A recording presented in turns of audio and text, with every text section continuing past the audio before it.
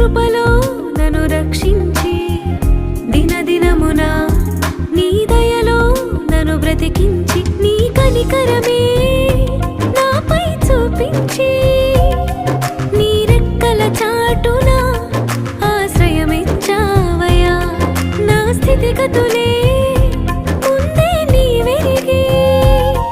ఏ కొదువే లేకుండా ఆశీర్వదించావయ్యా నీ కనికరమే